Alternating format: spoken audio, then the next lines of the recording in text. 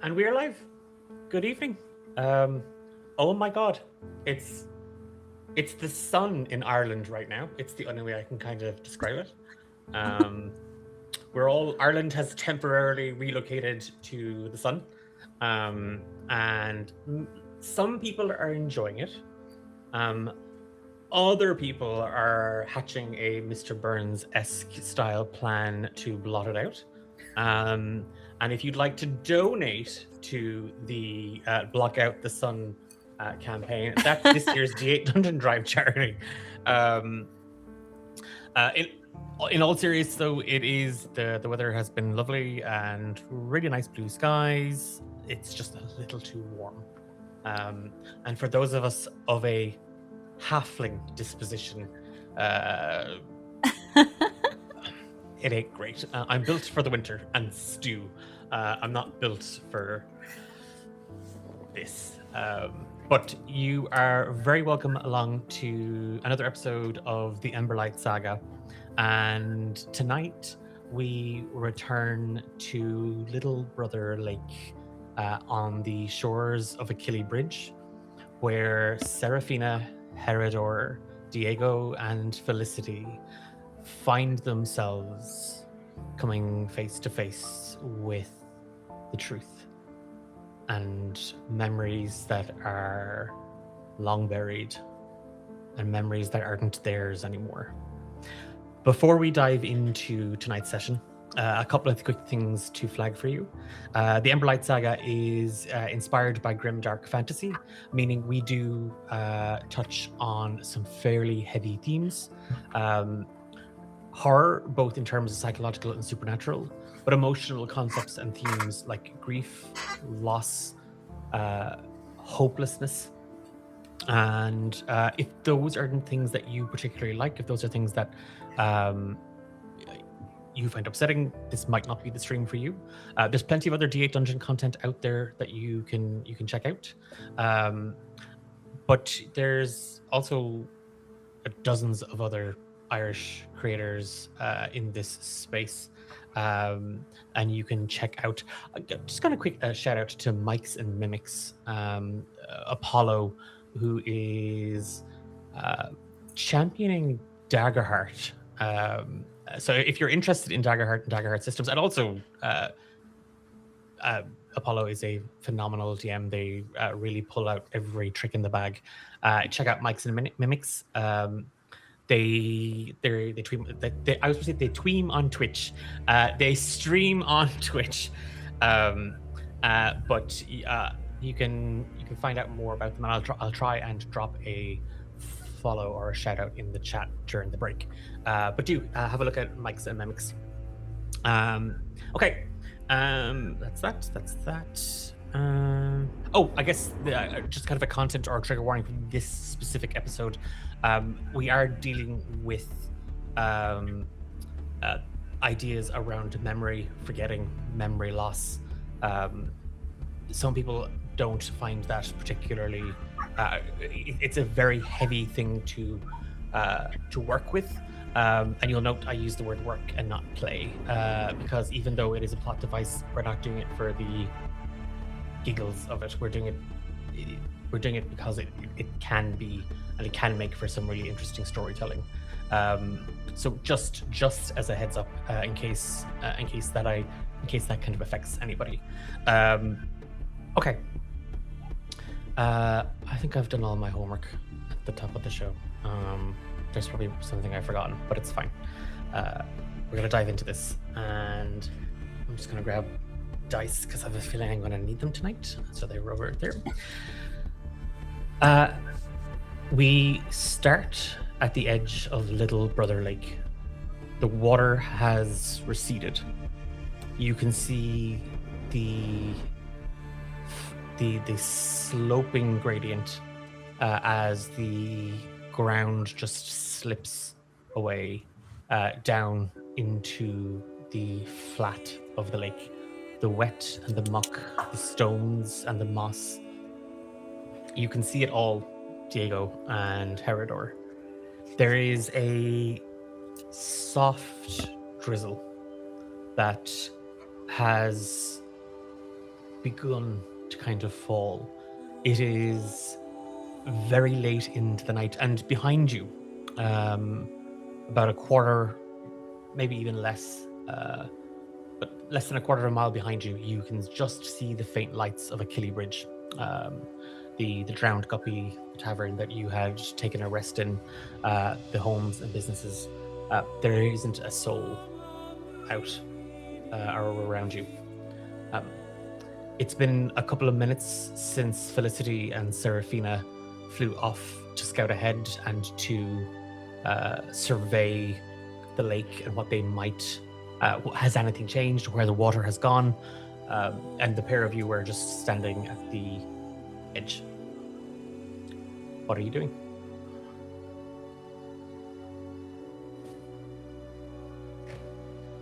I hate waiting. Diego takes out his lyre and very slowly, almost quiet enough that only he can hear it, begins to play a sort of mournful tune with odd little breaks, like his concentration isn't quite there.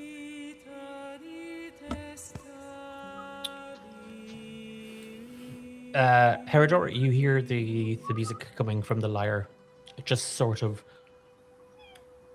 it echoes here purely because of the hole in front of you where the lake once was. It kind of catches and it bounces. It's not loud. It's not that Diego is playing that particularly harshly, but in the stillness of this night and in the open air, you can just hear it sort of ripple out across. Diego, make a wisdom saving throw for me. Oh.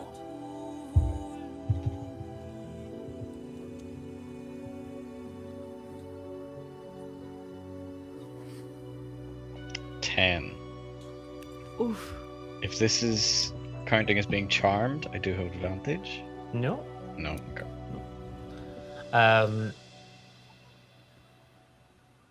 A memory surfaces in the music, in the way your hand finds the strings, and in the melody.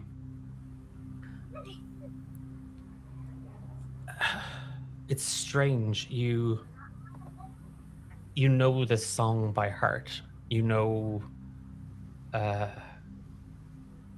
its rhythm. You know its tempo. You know the words, and you know the meaning and the stories behind it. But when you reflect on it,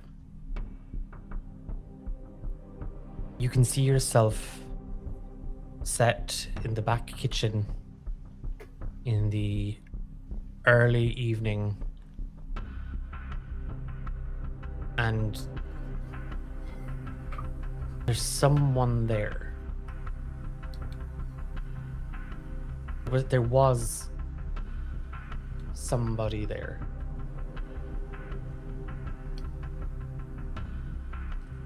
You can't place them, and you can't see them, and their name is lost to you.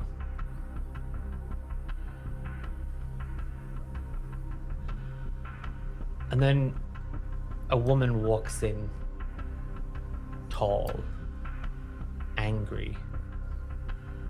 Angry is the wrong word. Vexed. It's been 20 minutes. 20 minutes longer than your 15 minutes. There are customers to be served. And you can see her. But you can't remember her name.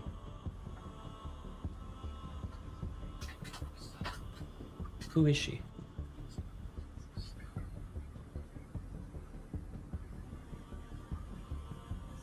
Diego plays a wrong note so loudly and sharply that he stops playing immediately afterwards. And I think the awareness of the loss of what's potentially happening right now is too great to continue for him in that moment.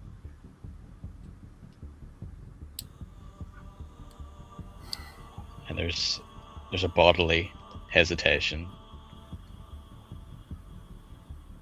and then there's quite a bit of now dried out lake in front of us, isn't there?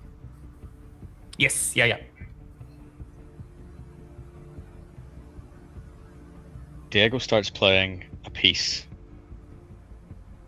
designed to get a crowd cheering, but it's more like for a stage play, maybe even not a mature one. This is two knights yelling insults, clashing on stage with fake swords, with sharp trills designed to accompany the clash, to hide the sound of wood on wood. Raddy's marching forward, looking for the fight here. Herodor? He takes out his spear, sort of pokes into the lake as far down as like you can reach and see. Is it actually? It's not all just muck down there. He's not going to get bogged down. It like the tip of the spear sinks in, but then it finds silt, it finds stone, it finds slightly more solid ground. And seeing Diego walk over, he just goes, seems we're meeting them halfway, and jumps down. So the two of you are just going to head in the direction that Seraphina and Felicity went? Yep. Still got the torch, so at least they can see us.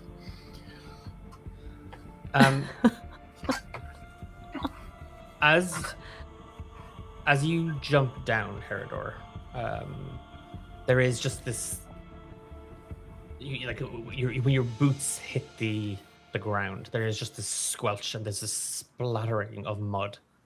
And it's not that you slip, but again, it's that sort of your right foot landed in a pocket, like just kind of a wet patch. And you take your torch out and you light it. Oh, I'd already had it out. Before. Oh, you already had it out? Yeah. Yep. Yeah. It's over your head. And in this moment, I need you to make a wisdom saving throw. Of course.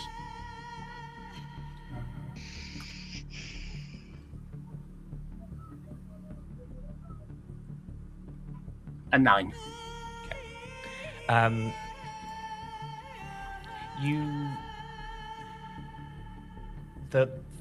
The muck and the water that soaks into your boot and up your pant leg, you are drawn to the water. So while Diego moves slowly, carefully, methodically, you are now charmed. And you break into a sprint towards the water, directly in the direction where you saw Seraphina and Felicity. And it's at top speed. You spear in hand, torch in hand, you run, because in the distance you can see pale lights. Lights that shift and move. Lights that look a little like the way the candles did at home in the window, lit by your mother to signify it was time to stop, it was time to rest, it was time to feed and to gather. And Diego, you watch as Herodor just bolts.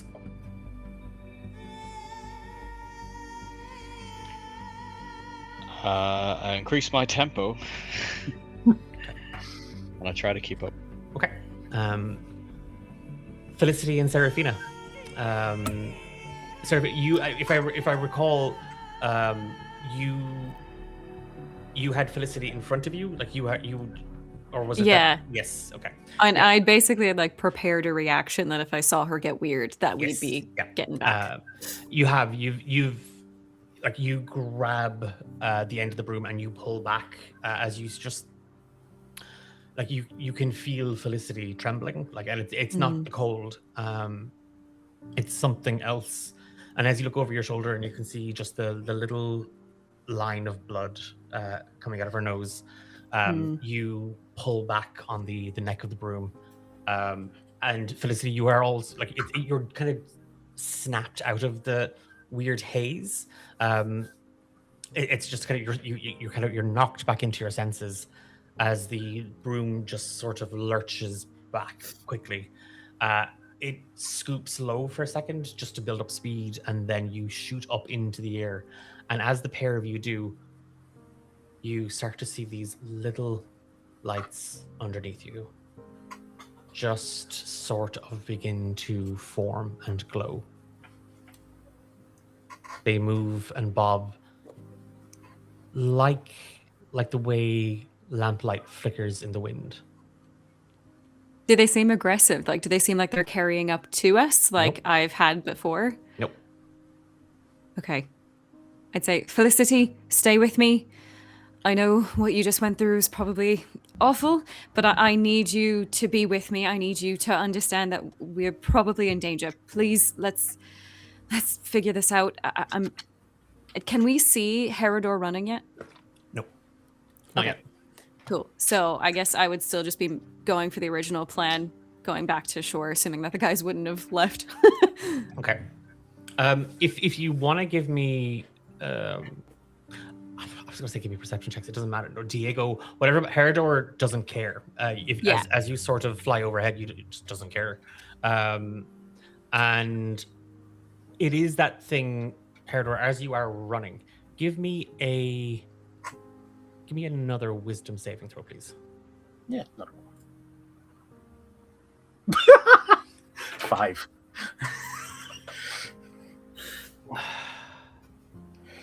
As you draw closer, you can feel the burning in your legs. Like you can feel Yeah. you can feel your lungs on fire as you just grab for air. But in the distance, the lights become clearer and you see home. And you see a woman standing in the doorway. Herodor, would you not get your father? And her voice just kind of echoes around you. And you can smell. She's made like it's you can smell the kind of the stew, but she has this thing where it's like a pot pie, and like even though it's all the scraps, even though it's all the stuff that's left over at the end of the week, what she does with it is amazing. And you can smell it and you can taste it. And as you look back over your shoulder, just a couple of feet behind you, there's a man a little smaller these days, but nevertheless carrying a sheep across his shoulders. And while he's not running the way you are, he is doing his best to kind of keep a step. And in that moment, Felicity and Serafina, you just soar overhead.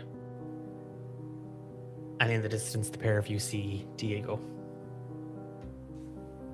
But we've just seen Herodor then. No, you didn't see Herodor at all. Oh, I see. Yeah. Oh, wait.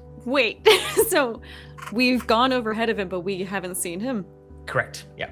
Oh my god. I still have eyes on him. Thank you for the raid, everyone. I think Felicity, she's like come to herself enough to sort of nod and squeeze Serafina's arm, because I hear what you're saying and I am here with you. But in her own head, and maybe even a little bit like under her breath, she's just reciting a poem that her dad taught to her. Like she's just trying to keep that to sort of prove to herself that she still has those memories and to ground herself in something, because everything that's happening seems very, very bad.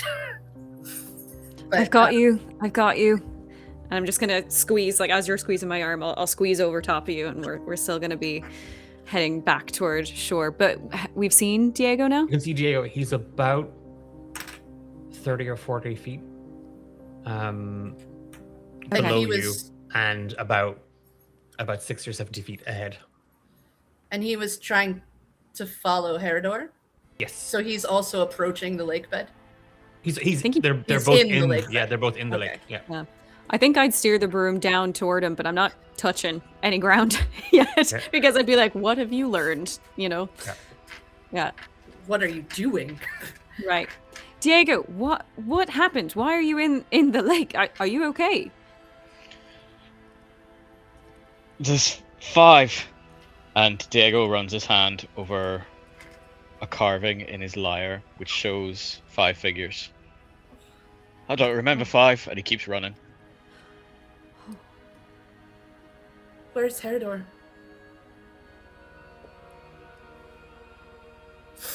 I hear that, but I can see him, can't I?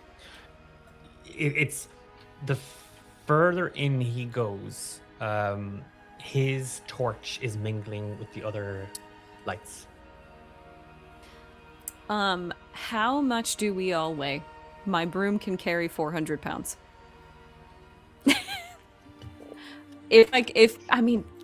Diego, would you be interested in being scooped, or are you just sprinting? Because I'm not going to force your character to do anything else, you know? I'm not going to resist if I'm scooped. What's the distance to Herodor here? At this point, Herodor is probably 65 feet.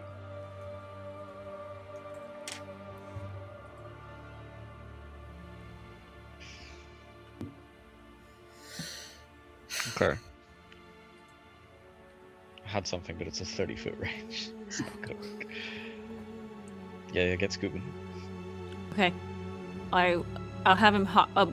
Diego, get on the back of the broom. I might seem ridiculous, but just tell me where to go. We'll just all Middle be... of a sandwich. That's me. I'm the meat. But yeah, so if he's able to hop on, then I'll just... I'd say the three where of to you go. are able. If the 4 of you, it wouldn't have been possible.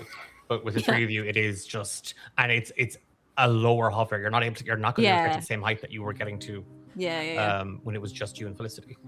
I am trying desperately to keep my eye on the light I think is Herodor Okay. and start Give directing me a us toward it. perception check. Oh no, don't make me do that. This wasn't part of the deal. Oh, I can't see it. It's rolled, but it's off my screen for some reason. Someone else know what it was? Oh, it's a 4. I didn't see it. It's a 4. Oh, Bless. Is it good, right? You want to roll low like golf? Yeah, Yeah. but today is opposite day, I'm afraid. Yeah. So, it's that thing, Diego. As you climb onto the broom, you are keeping your eyes on Diego's torch and the light from it. But as you sort of throw one leg over, you kind of lose balance, and you turn to kind of catch Serafina, just to kind of stabilize yourself. And when you look back over your shoulder, the torch is now mingling with dozens, hundreds of other little lights, and you can't see Herodor. Do we go into the lights? Is Herodor in there? Do we need to just go? I look back at... I stood at the front for some reason, but I look back at you 2 of you and I'm like, I don't know which one he is. I know he's in there, and I know what we have to lose. But we're going in, right? I think we have to.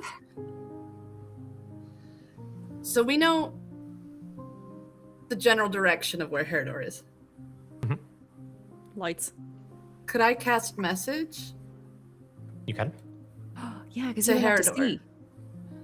Yeah, it just says point toward a creature within range. So I point in the direction we last, or Diego last saw. Let's double check this. Do you have to be able to see the creature in range?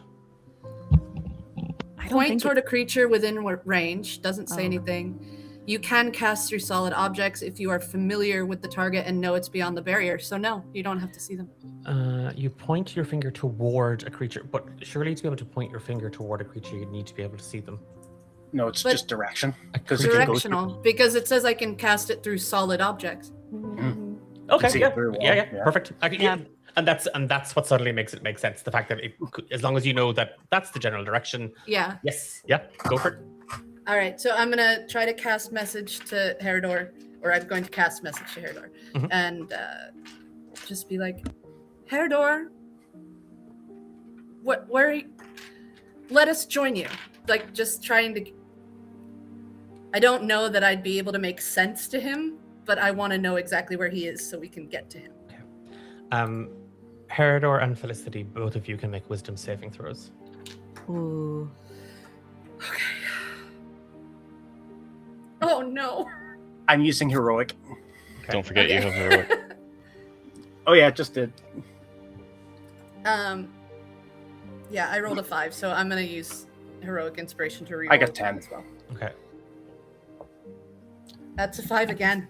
It's, Oh no. it's better than a 3. That dice is going away. Herodor, you hear someone's voice in your head, but It's drowned out. yeah, it's drowned out because everybody is. You can see everybody inside. You can see, it's not just your mom, your brothers. There, some of your cousins, your aunt. They've all. It's the day after the harvest. It's one of the best days to look forward to because most of the work is done now. Now it's actually a chance to rest and to make merry and eat and just have fun. Mhm. And that voice is gone, and that's 3 failed wisdom saves. Yep. At this moment, and I assume Serafina, you've begun, like you are already trying to move towards in the direction of Herodor. Yeah. Yeah. Mhm. Okay. So you steer the broom kind of around again, and it's this time as you turn with the extra weight, it Yeah. swings a little bit wider, and then kind of roughly Diego kind of just points over your shoulder. He was going that way. Yeah.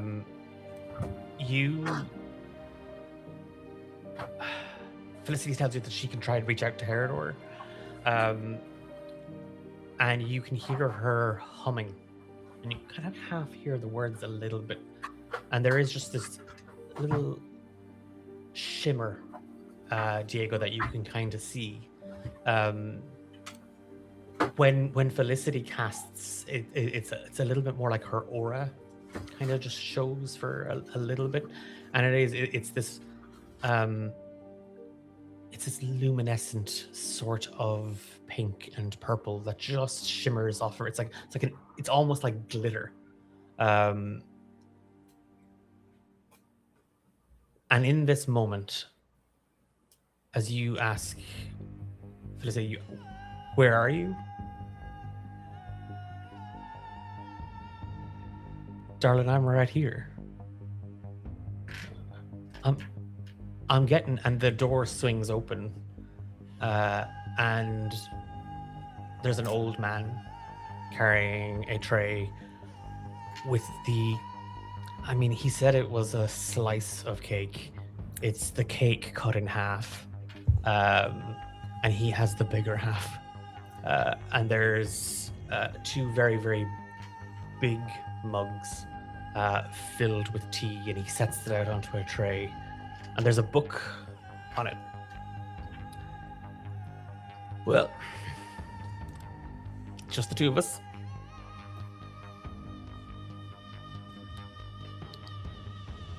What's his name?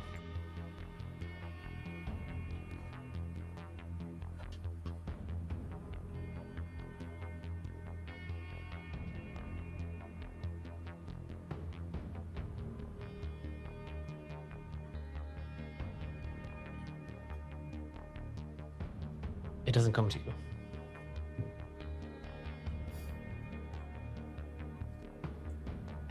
I got you something.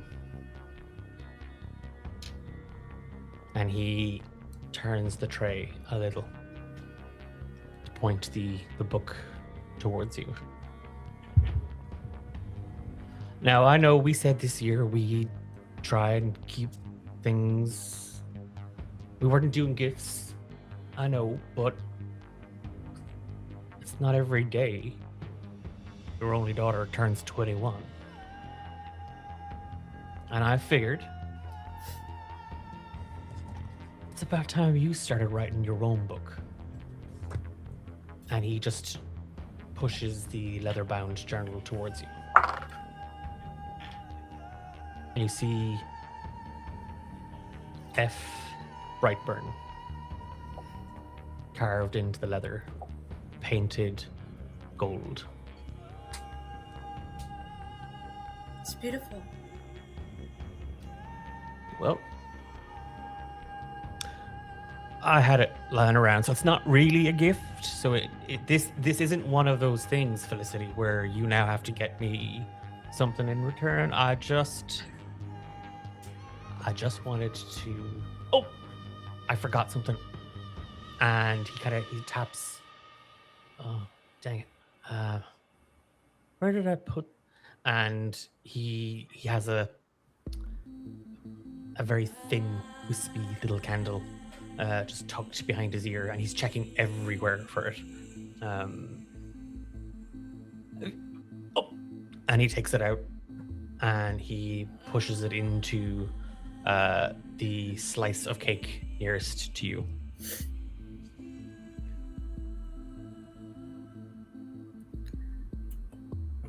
What am I supposed to wish for? You've just given me whole worlds. Well, how about you wish us big house? Or, I don't know, maybe that the next road isn't as bumpy. My bones can't take it anymore, Felicity. Fair enough. And I'll lift my mug of tea and toast him to smooth roads.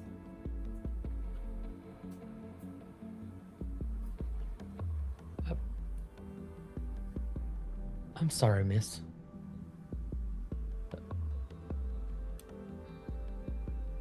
Who are you?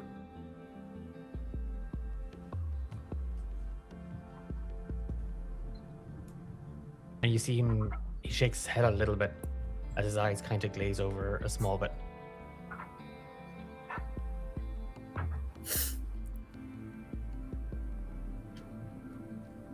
Papa.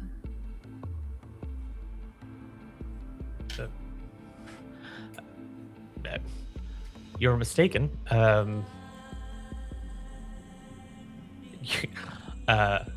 Okay, whatever this is, Felicity, you can come out now. My daughter is only about this high, and you are a little too tall and a little too old. And he just kind of starts to look around a little bit.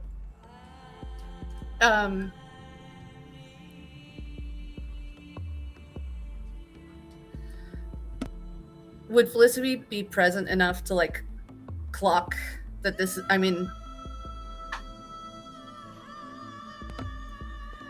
would she be aware of what's happening in the way that before she was like aware that she was in a memory, or is... Yes, but I can take this all away from you.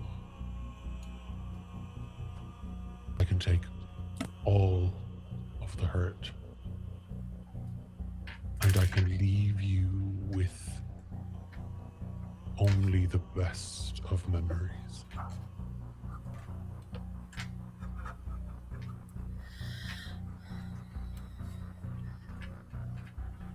I have seen the years to come, Felicity. I have seen how he wanes and weakens, how the mind slips from him that his health deteriorates. I've seen the hardship and the hurt. I have seen your heart break 1,000 times. Let me help you.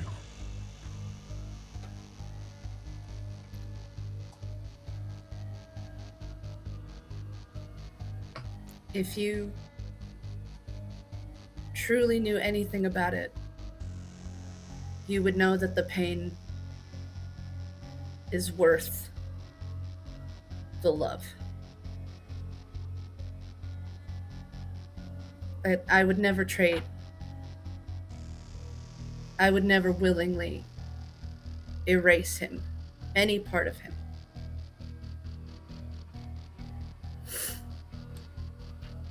And I think, sorry, she's gonna try to sort of step away from the memory of her father because she wouldn't want to confuse, even if it's just like a phantasm, she wouldn't want to cause him more stress, so she would just kind of try to step away. You come to your senses, but that voice you could hear, it goes quiet, but it feels like it's behind you. It feels like it's watching over your shoulder.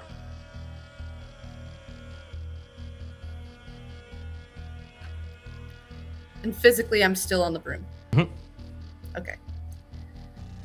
I think I would try to, I don't know, maybe tap Seraphina. I'm gonna tap Seraphina's arm. Felicity's just trying to really ground herself and like be present in the moment so that she can focus on finding Herodor, or at least on not getting them into any further danger.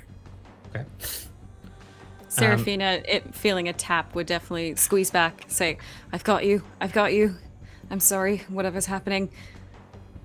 It's with us. I mean, it's tracking us somehow. Yeah. But we have to go get Herodor. Of course.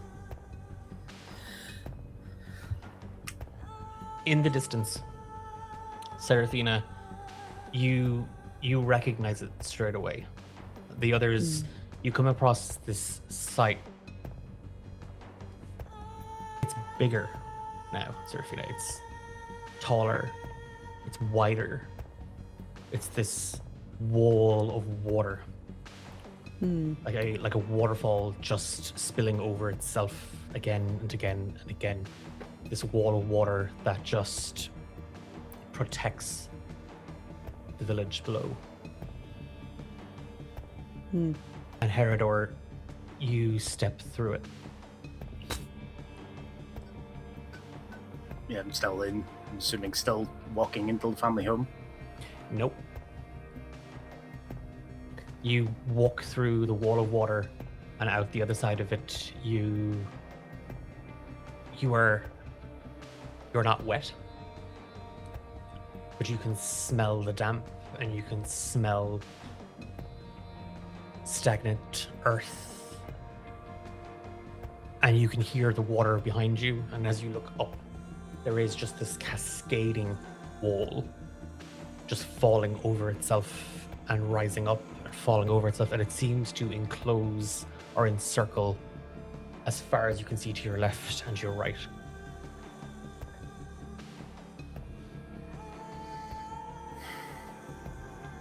And obviously I've still got my spear in my hand, so I'm like, I fell for it. Turn around and look at the wall behind me and say, just, hello? You hear your voice echo behind you. The water shimmers. Don't worry, that's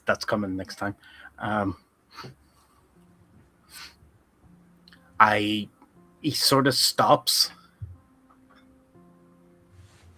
looks and sees only his footprints, obviously, behind him, and charges back the way he came, tries to charge through the water. Roll a d4 for me. Yep.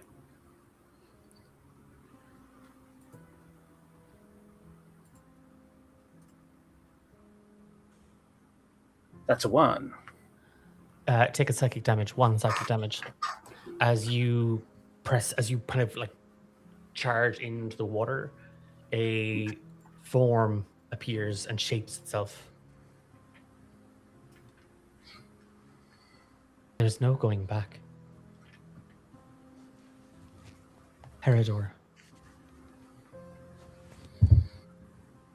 I promise you, this will be your home.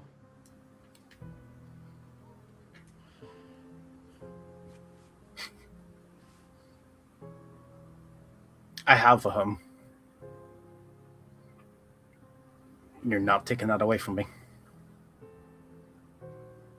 Do you? I do. And I chose to leave it. So that nobody else could lose their homes either.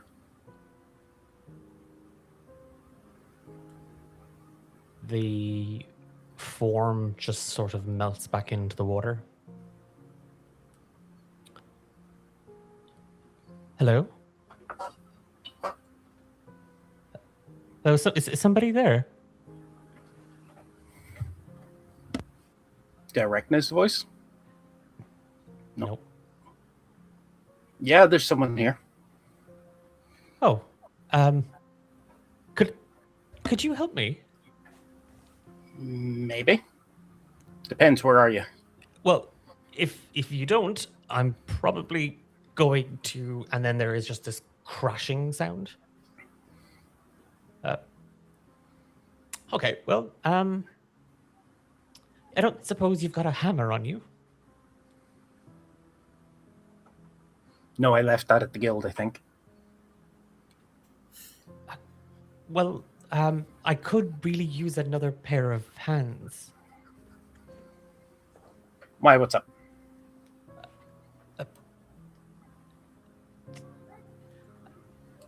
I'm not sure how you normally conduct conversations.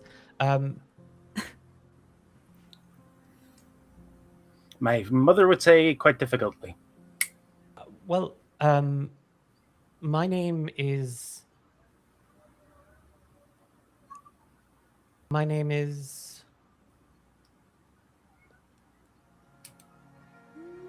Sasha. I'm Herodor. And this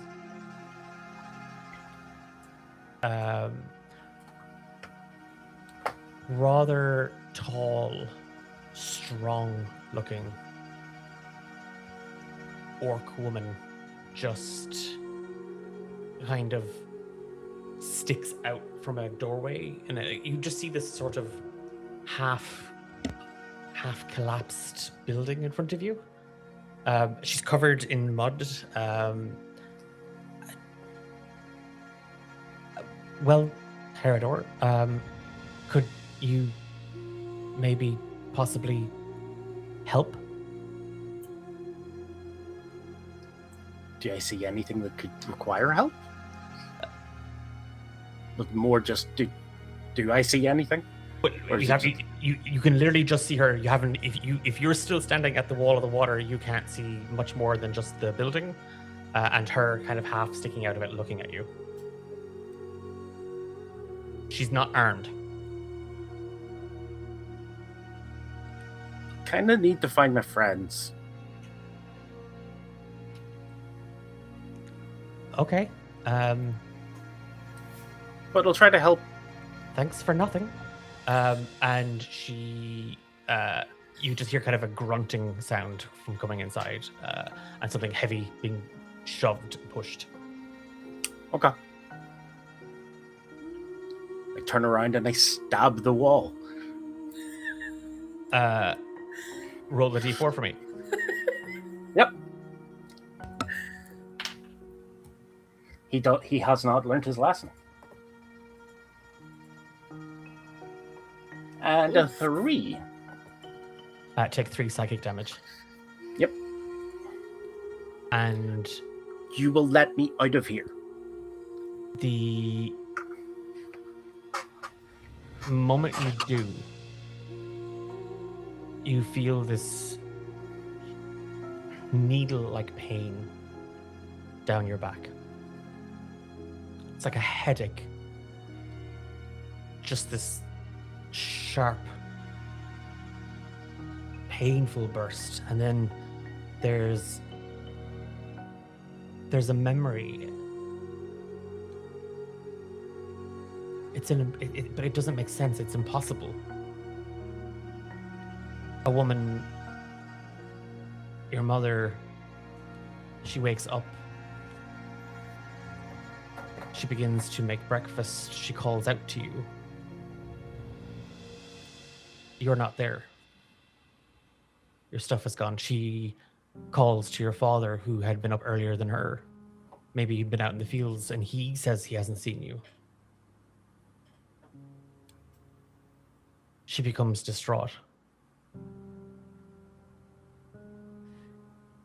A small crew of the farmhands, your father, your brother, your cousins, all gather to start searching.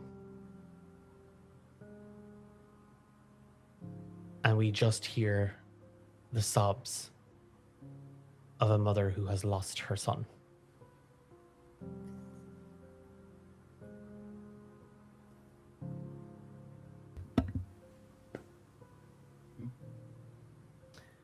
Serafina, Diego, and Felicity, you are hovering barely above the top of that. Actually, no, that's a lie. You're not. You're hovering above it. No. Yeah, hovering low. You're low. Yeah. You're looking at this wall of water. And sorry, I know I keep asking this. We didn't see Herodor go through, did we? Nope. No. But in the wide expanse, all we see is water and no people, right? No. And those lights continue to drift around you. Right, okay. Well, guys, I think time might be of the essence. When I was there last time, I didn't experience a lot of danger. I mean, bad things happened for sure, but I think if we're all together, it would be different, and we should come up with some way to communicate clearly to each other if something's happening, or if we're just breaking back from something. I don't know. I'm at a loss, but I think we do need to do something here, and quickly. How far are we from this wall of water? You'd have to move maybe about 5 or 10 feet to reach out and touch it.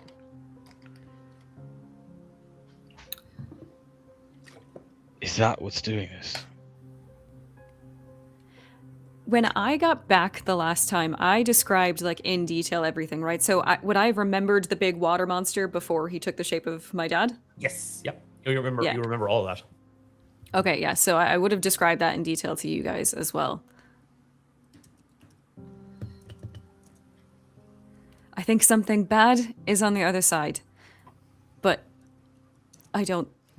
No one over there could do it on their own. But maybe if we figure out how to do it together. I don't know how to fight this thing.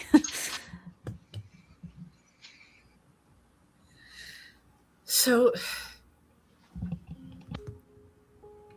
do we want to bring down the wall or just get over it? I don't know there's any bringing down. 30 feet high at this point. It was 90 feet, Serafina, when you first came across it. So it has expanded. It's bigger. With the lake having disappeared, I could imagine that is what's lending to it. But I don't think there's any getting rid of this wall. I think we have to act. But there might be something we can get rid of on the inside. Perhaps the monster that I saw, it came from it. it's of its essence. So the wall is evil. Don't get me wrong, but I don't know what options we have. We improvise.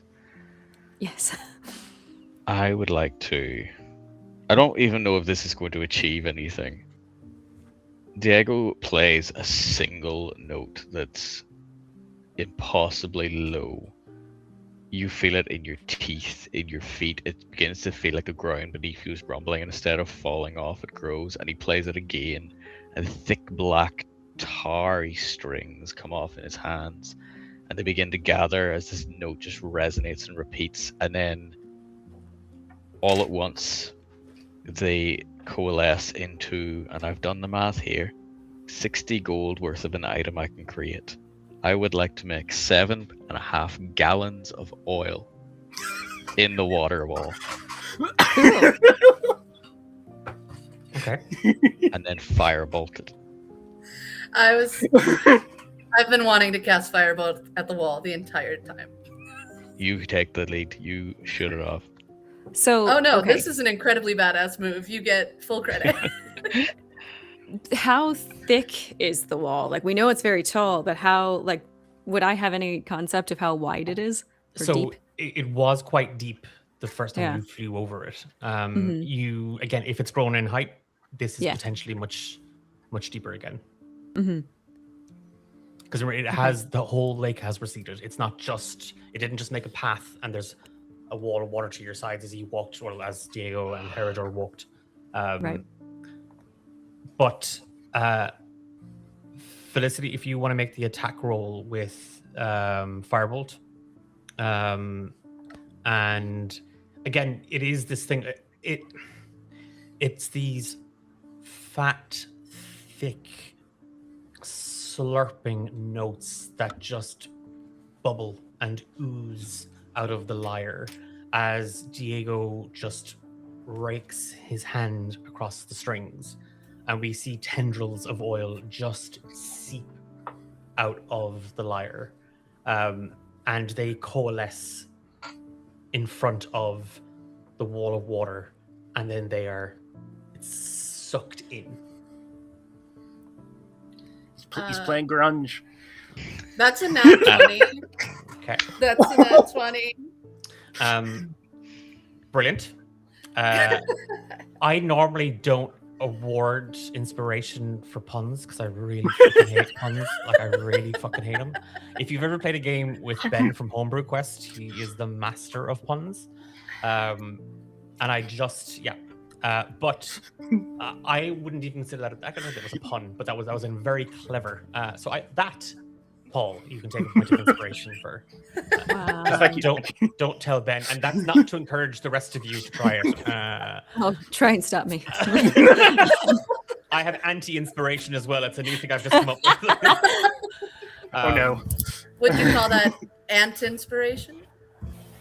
Okay, so No. that nat 20 was at disadvantage. So you now have to, as quickly as it just gets absorbed, and again you see the oil just sort of begin to run and slip as the currents within the water in front of you kind of rip at it. And in that moment, Felicity, just with all of the frustration, with all of the anger inside you, just holding out her right hand and pointing her middle and index fingers straight out, Serafina and Diego, you see just a little purple flame just ignite, and then like the oil that oozed and slipped, just tendrils of flame just lash out of it. They hiss and they steam as they strike the water, and then one flame catches the oil and it erupts. Everybody needs to make a wisdom saving throw. And Monica, what was the damage? I didn't roll it yet. Yeah, but what's the damage die? What's your normal damage? 1d10 1d10 plus anything? plus 5. Okay, so you've done 15 damage. Okay. So you now roll this, and we're going to add that to the 15 That's a 7. plus the 5. That's 27 fire damage. So while y'all are and And Paul, then that, a wisdom saving. yes, that includes you too. Oh, I know. That inspiration you gave is Coming that into use. is that just the reroll Yeah. initiative inspiration? I mean, Did you? Because I had given everybody a bardic last time. Did you ever use it? no. I would However- imagine it's also at this point well and truly worn off. Yeah. Oh yeah, because it doesn't last incredibly long these days. Yeah. I got a 14 on the wisdom. 17. 18. 19. Okay. Oh. Holy cow! Hey, team. Did someone say 14? Yes. Okay. Is it half damage on a successful save? Oh, there's no damage on the save. Oh. Good, because I'm at 8 hit points. Okay. What? Oh, Because I took 10 psychic damage Yeah. last time. Christ. You, as the flames catch, and there is just this explosion of fire in the water. As quickly as the flames just erupt, you see the water shift and turn, like the currents are being controlled, like something is desperately trying to get this oil, this infection out, and just blasts of burning oil are just shot out. They explode up and out of the water on both sides, and the wall collapses in front of you. Ooh. Like to the degree that now that our hover is gonna make us drown? Or like. No. It's not collapsing on top. It's collapsed as in a pathway has cleared. Get a hole in. Yeah. Yes. Sick. Okay, shooting through that immediately. Does anyone object? Not a bit. This is Okay, what I was hoping for. Yeah, same. So Seraphina is flying through it, like come hell or high water. But there's somebody on the broom and you don't know them. Ooh. There's a tiefling woman.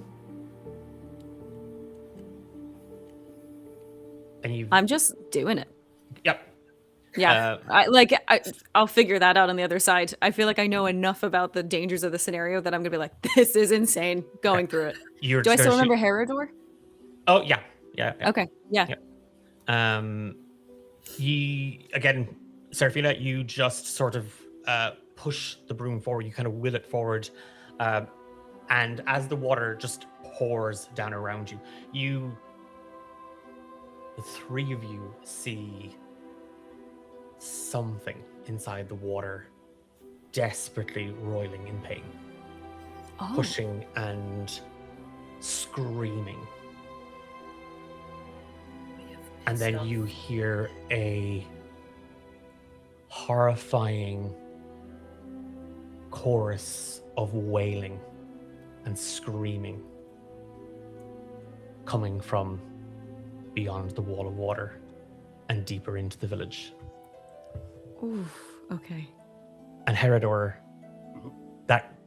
that sound, that crashing sound from before, you hear a very audible thunk as something drops inside that house.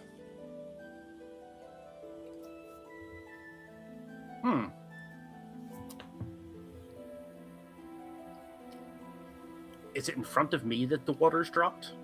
No, Slightly. it's not in front of you. No, it's again, you're going to have heard the kind of the blast. It's a little further up from you, to your left.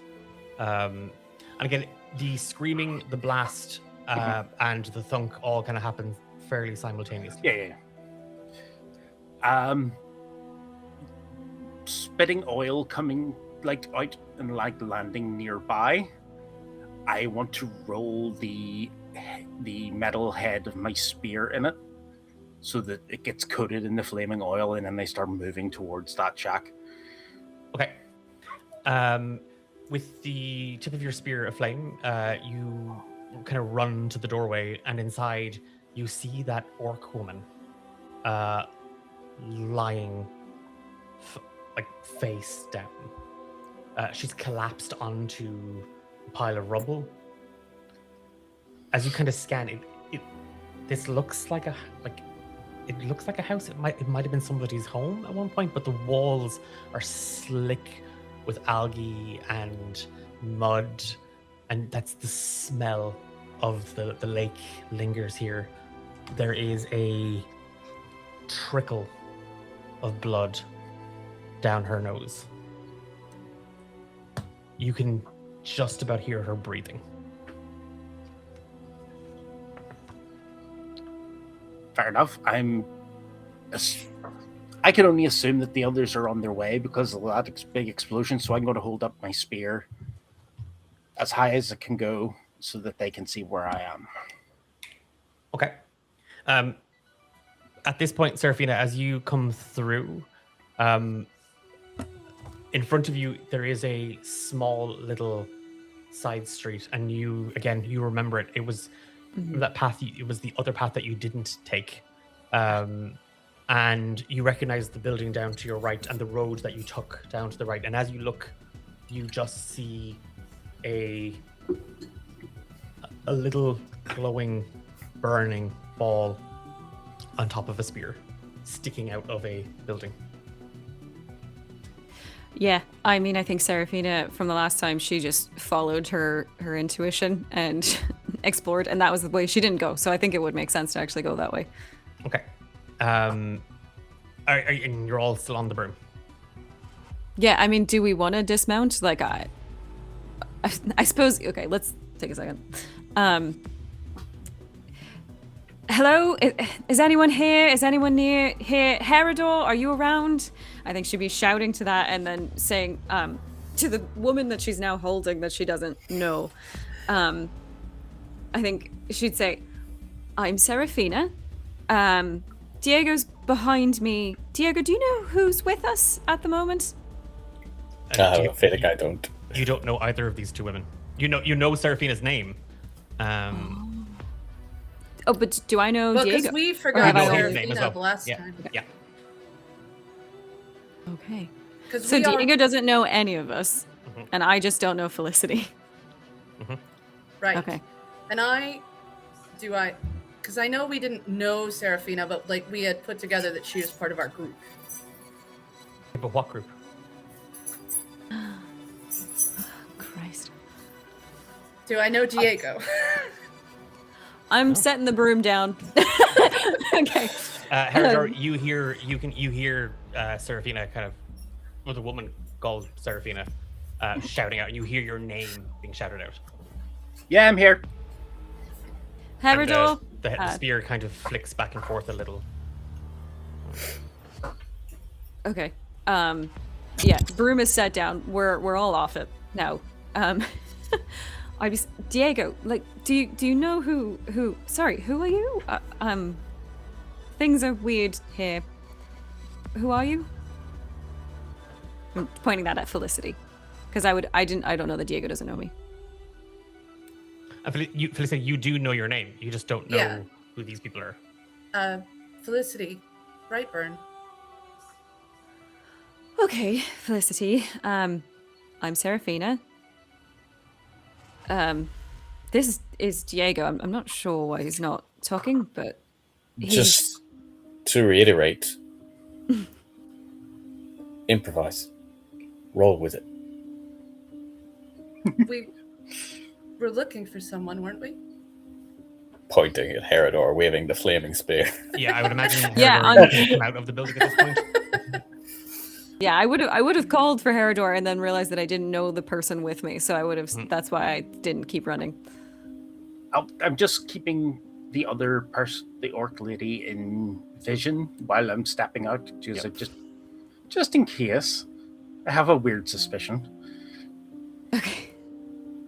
Herodor and I came to investigate people disappearing and being forgotten. And I suspect you both did too. Yes. Let's move. Yeah. Don't worry about it. All right. Herodor, where were you? What's over there? You look nervous, but what's over there? Whatever thing you just did, caused somebody in here to take damage or to get hurt. I'd run to that person. There's as you kind of, and I imagine everybody's kind of going to go with Seraphina in that moment. As the three of you kind of come running down that small little road to where Herodor is, he points to an orc. Doesn't look full orc. Woman kind of lying there, just crumpled over some debris. Oh God, are you okay? And she would immediately go to her and try to like flip her over, help her, get her. She kind of shakes her head a little bit. Okay, right, okay.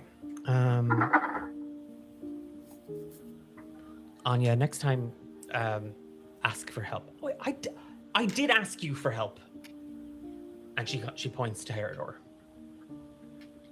Yep, you did. Herodor, that's literally our job. Did you not help her? I was trying to get out of here. Anyways, I'm Seraphina. Are you okay? I think maybe I just ate something that's disagreeing with me. And then she kind of touches her. Though I don't remember them causing nosebleeds. Yeah. I think we may be responsible for the tumble you took. I don't quite know how, but we were able to get through the wall of water back there, and it seemed through violent measures we got through. Oh, I'm sorry. well, and you see her kind of shake her head as if like everything you said doesn't make sense, but she's trying to be polite about it. Yeah. Is this your first time here? Is this your first time? He desperately scrolling up to find his notes for what he named the town. Was Claro. Claro, thank you. Yeah. It must be. I don't recognize any of you. It's only my Diego. second time. Sorry, Diego. Diego is reaching for that large coat that we had before and unfurls it and stares back and forth between the coat and this woman. It looks like it would fit her, if a little snug, but it's definitely her size. I don't interrupt the conversation as it's happening. I just kneel down and I put a hand on her and I hand her the coat and I say, "Here."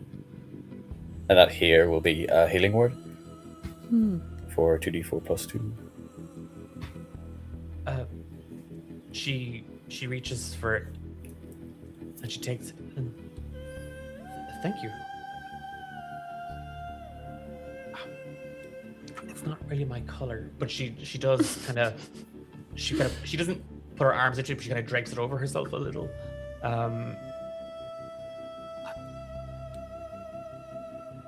And just her eyes locked on you, Diego.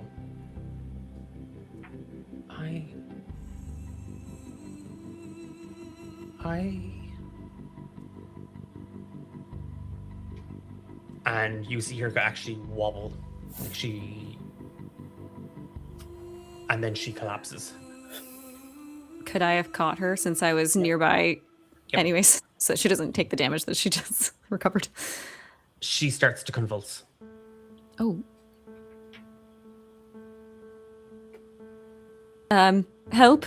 I don't heal. I have healing word as well. I mean, I can try that. Medicine check also. Yeah, Yeah. give me the medicine check first. Yeah. Can I I think trying to figure out what's going on to her is more important. Yep. Herder, you want to assist?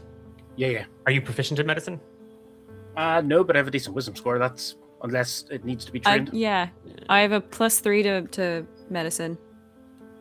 If I can assist. Yeah. Or- Okay. I'd say with everybody. Everyone's trying to helping. Yeah. Yeah, that kind of situation. I'm like, grab her feet, and that's help. We're helping. Okay. 17. She does seem to be having kind of some sort of seizure. But with Herodor sort of making some room, kind of just shoving a bunch of stuff, like that debris out of the way. You and Seraphina are able to kind of put her down gently and into the recovery position. And as you are doing that, Felicity, you're checking her pulse. It's perfectly fine.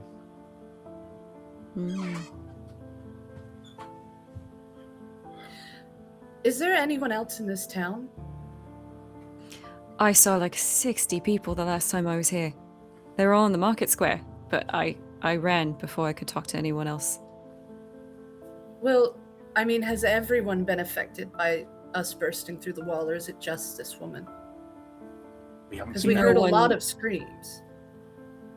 Oh shit. Are there like buildings nearby where we could? Obviously, one of us has to stay here with the seizing person, but could someone like quick run and try to knock on a door or? If that's what you are doing, Felicity, like if it's that sort of looking for help or looking for other people to check on them. Yes. There's a little alleyway, kind of between, like it's like it would be kind of like for accessing like the backyard or like a little shed at the back of the house.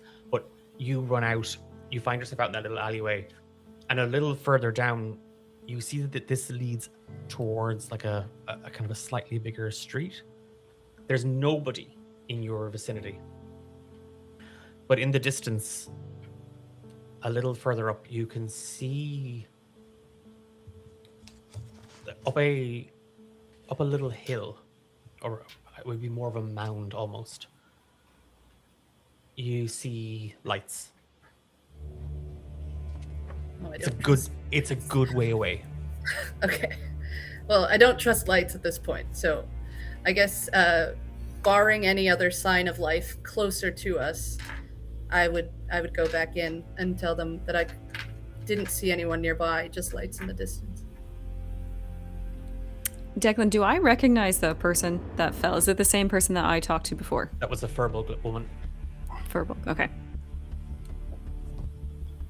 And sorry, just above table for a second. Richard, what does your character look like?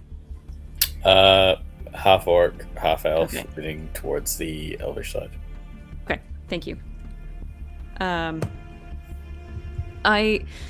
So this village used to worship Twa.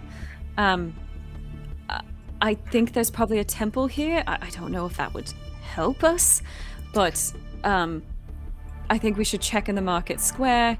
Maybe people are still congregated there, and then maybe check the temple. I don't know. I'm really at a loss for how to deal with this, but maybe we should check on the wider population if they're somewhere. To all the lights, probably. Water starts to flow into the house. Not a torrent, but like a little stream. I think we might be on the clock. I think Time so to head too. to higher ground. Do we take her with us? Probably should. Is she still seizing? No, she's not. But she's unconscious. Okay. I'm strong, but I probably need somebody to at least help me with carry her.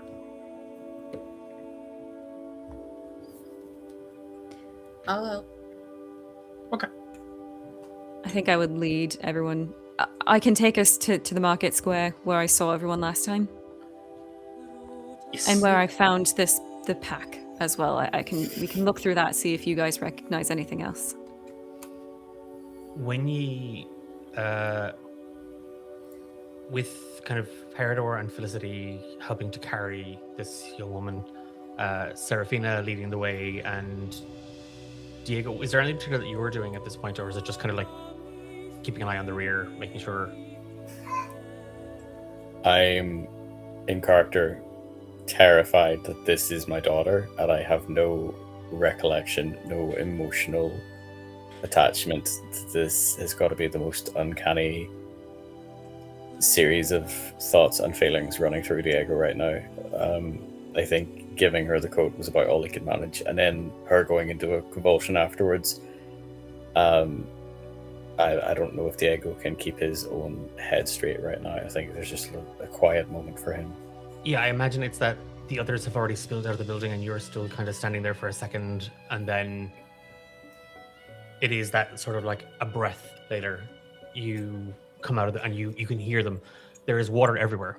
It's about ankle deep, so it's not like, again, it's not like the wall of water has suddenly collapsed and it's flowing in, but the water is seeping out of the wall. Is the hole still in the wall? Nope. Ah, okay. You're leading everybody towards the market square, kind of roughly where you'd seen that fur-wool woman in the tavern. Yeah, and that like broken building. It's not too far from where you kind of were. It's a short kind of jaunt. It takes a little bit hard. It's a little bit harder carrying her, but Seraphi, you kind of guide everybody roughly kind of back, and you point out the market square. There's about 11 people here. Okay. Collapsed.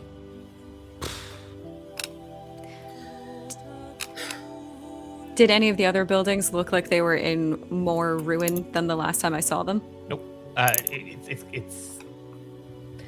It's still a ruin, but there's clearly more. There's clearly been a little bit more work done. Like the market square still looks kind of relative, but there's another stall here. You don't remember that one being there. Okay. Oh. Someone is rebuilding. I know that probably doesn't seem relevant right now, but there's more here than when I was just here. Was that a day ago?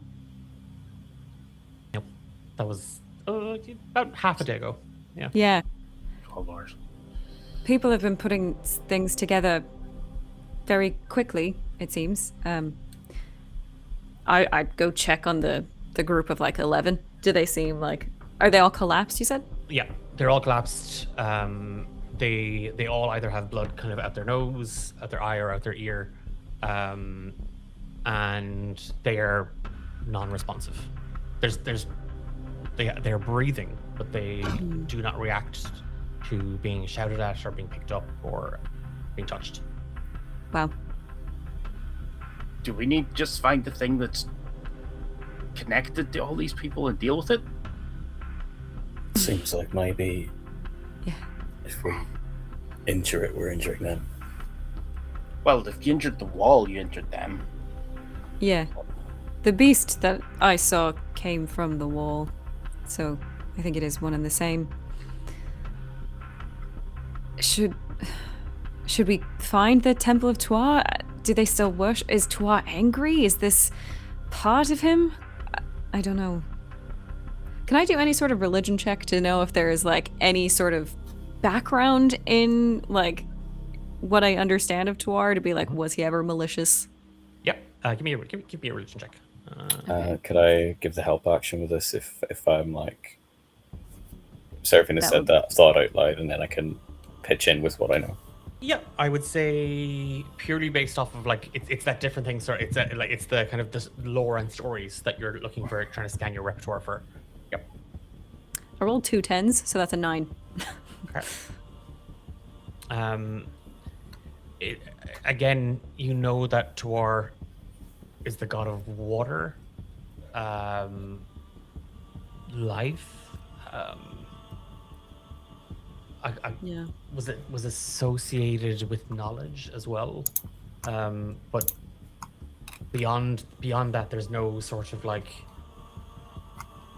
There's nothing else. Like it's sort of a general sort of knowledge of him that you have. Okay. And again, in the distance, on the opposite side of the market square that you've kind of come from, there is that slope where you had seen people previously, Seraphina, moving up towards it. You do see that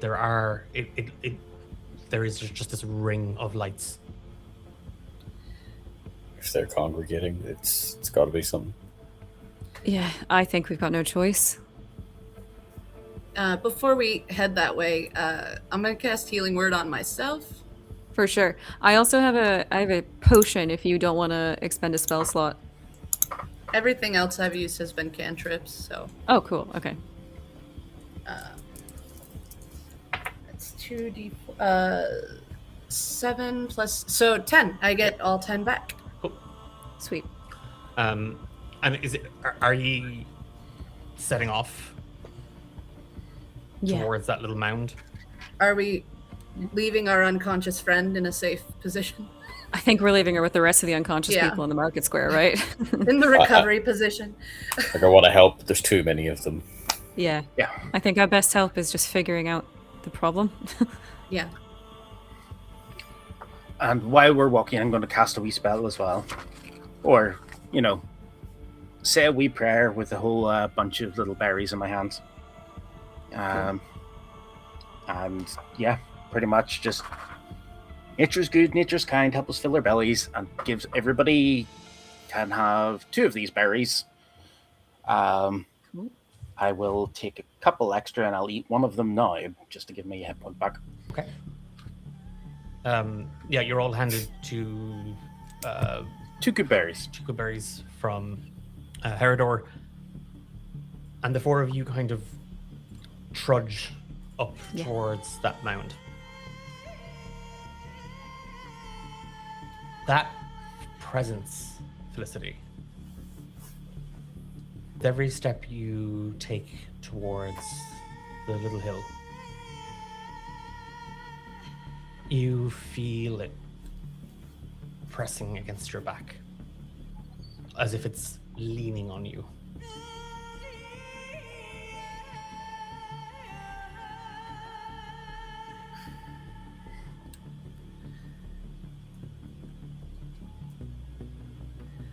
Why don't you just tell us what you want?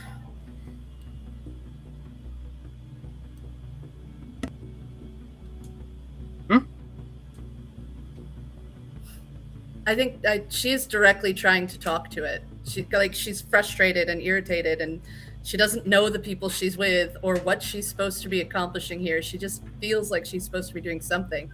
So she would, if that feeling that presence weight upon her, I think she would, probably with a fair amount of sass, either mentally or out loud, just be like, what is it you want?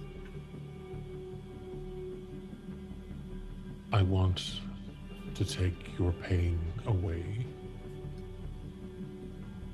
I want to wash away your sorrow, cleanse you of your grief. I call bullshit. What's your larger purpose? This clearly isn't a community service you're performing.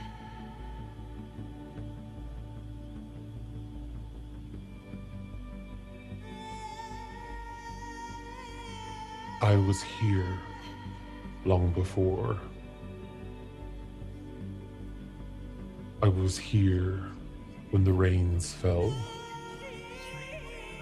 and the river burst her banks, and to war's rage. I heard them struggle. I watched them take their last breath, and I was powerless. I have spent so long listening to their cries, begging to be spared,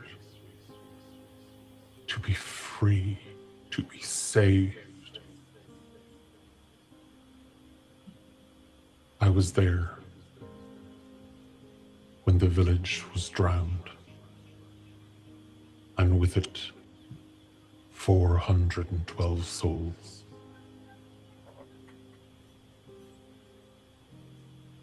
I want to wash away the grief and the mourning. I want there to be no pain, no But more you're suffering. causing pain.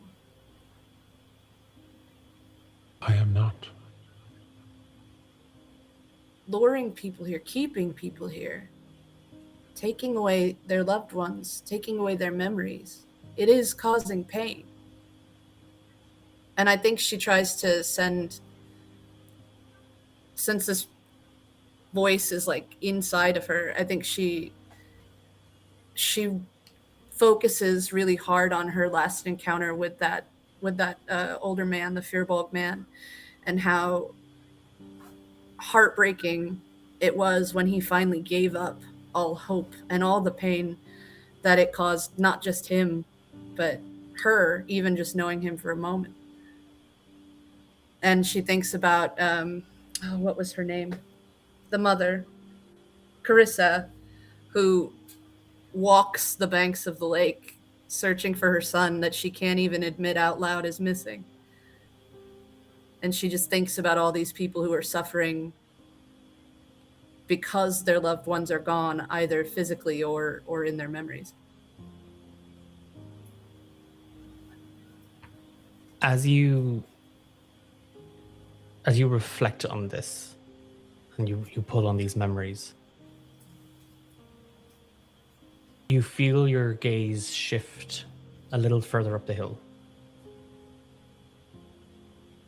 And you see an older Firbolg man lying on the ground.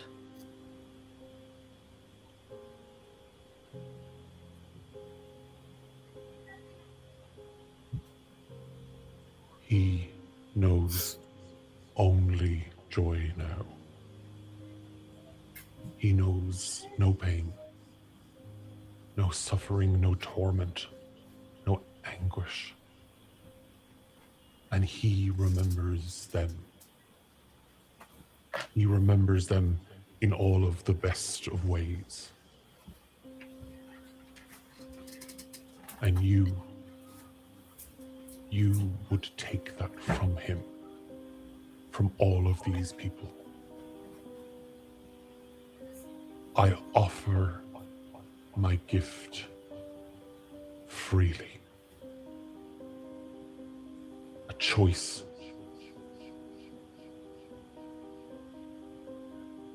These people, they were called to me.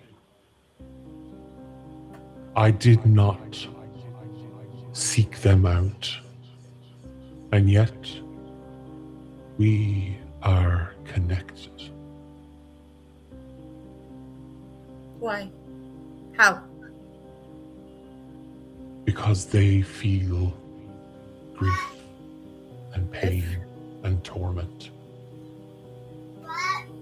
That's a part of life. It's part of what makes us real. It's part of what makes joy so precious. You can't have light without shadow. You can. And I can give it to you. To all of you.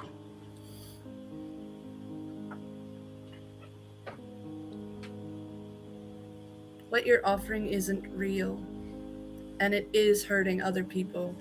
The only way it's the paradise you describe is if everyone on the planet chooses it. That's not a choice. And yet you feel as if you can choose for them. How many people, if offered my gift, would choose to take it for themselves? How many people truly understand what you're offering? What you're taking? You feel, and it's not. You feel it's not in the. Again, it's not like something's grabbing you and turning your head, but you feel your eyes. You feel yourself kind of being turned to look at Diego. His offspring, his daughter. She sought these waters out. I gave her the choice. And she could not bear the pain in her heart a moment longer.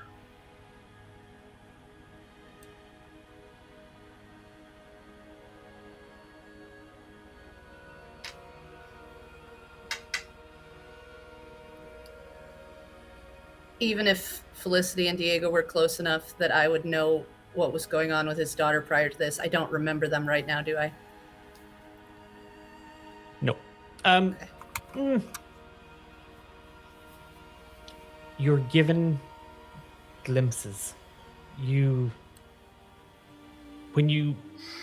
he talks about his offspring, you remember Felicia. It's not a full memory. It's not a clear memory.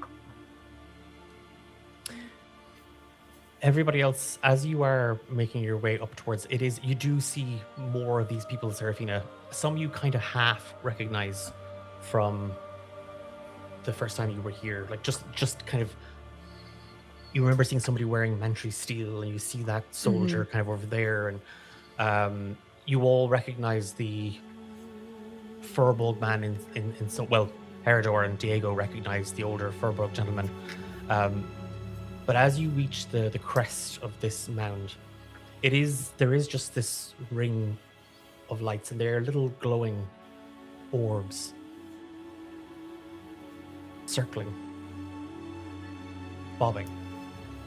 It's little lights of water just sort of moving, and they move around a stone ring like something was here before. You can see the outline of something, but in the middle of it there is a pool of water, no more than 45-50 centimeters in diameter. Would I have seen any shrines to Tuar in the past that would make me think that this could be one of those? Potentially. Again, this is probably, I mean, if this is like slightly above the village, it's slightly elevated, this is possibly where they might have built a temple. You see the faint outline of what might be the ruin of a tower or some sort of tower-like building,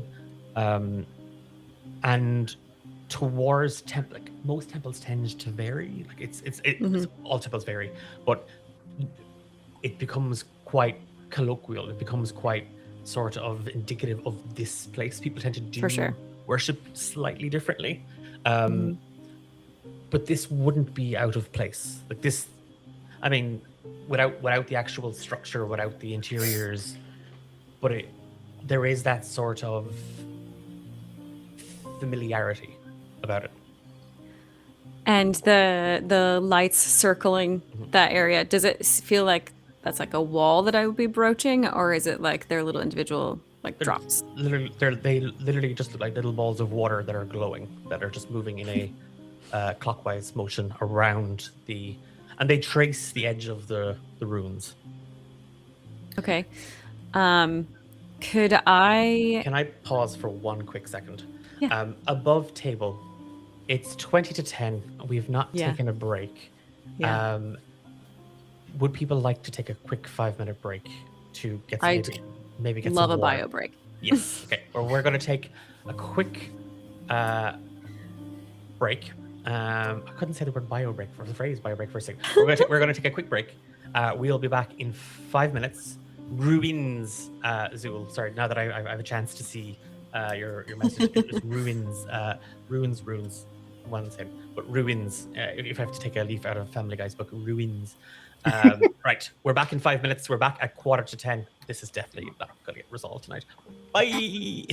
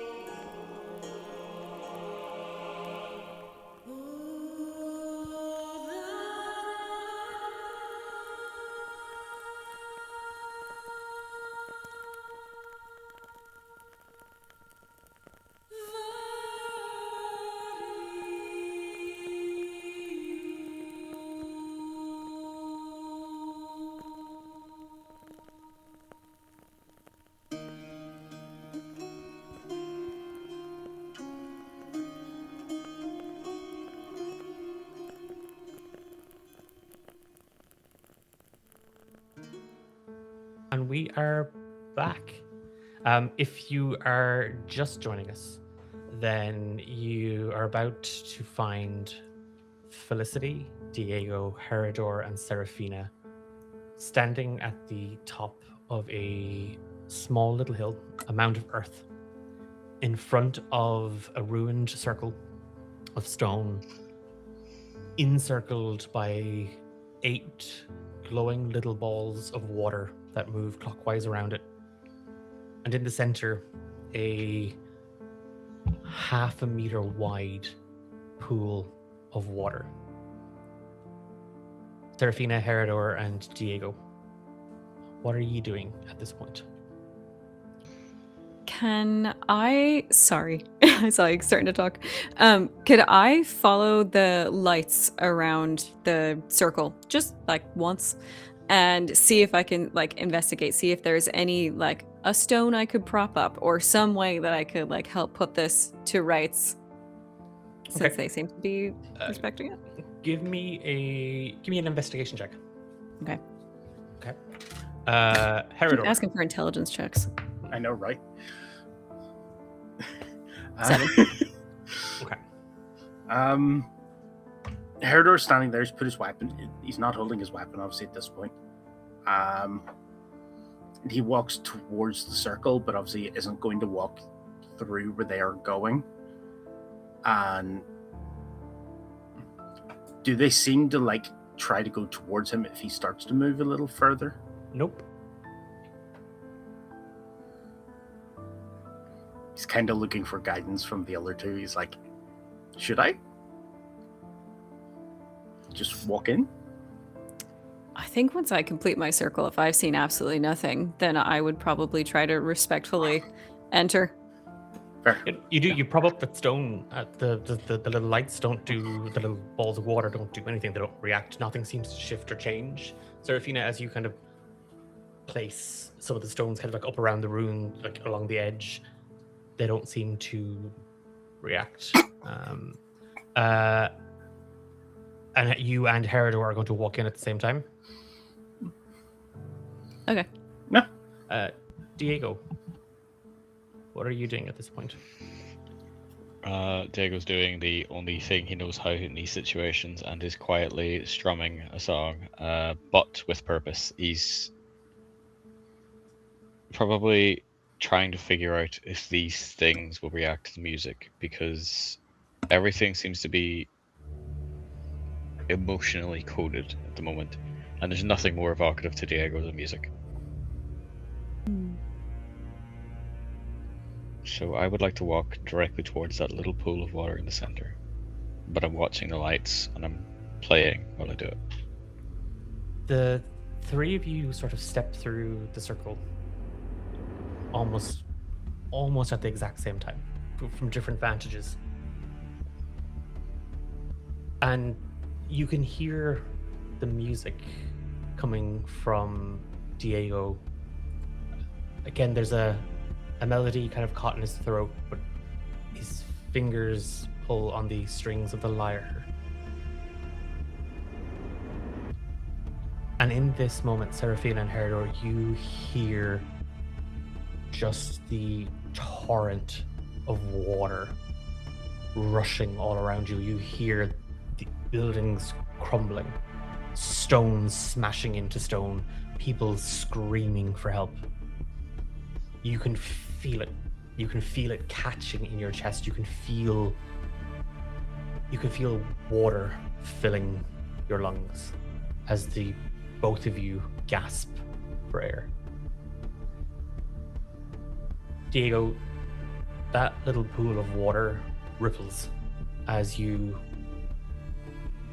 play your song. It's a short, it seems to react. And it's reacting to the notes. It's not when you play a chord, it reacts. When it shifts, when the melody shifts, its rippling shifts. Felicity.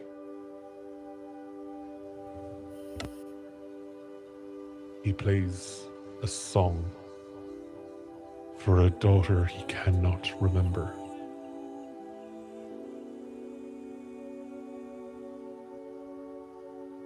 Would you allow him to continue like this?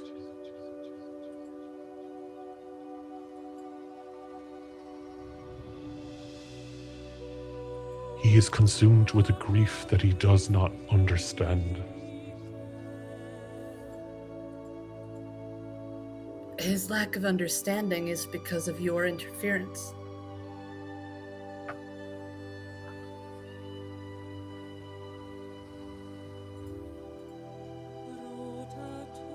I can save you. And him. I can save all of you.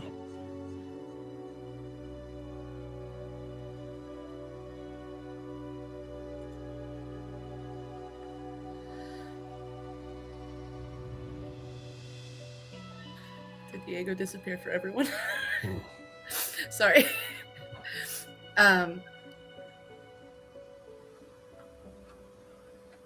I don't believe your version of salvation is worth the cost. Am I? So I think she's been wrapped up in this internal conversation. I think she would want to at least try to tell the other three the gist of this. Like, so As you sort of bring attention to your surroundings, yeah. you see Seraphina and Herodor, and there's just water shit. just rushing out of their mouth, and they're struggling to breathe. Diego is standing in the middle of the ring of stone, in the middle of the ring of the lights, at the edge of that little pool, playing music.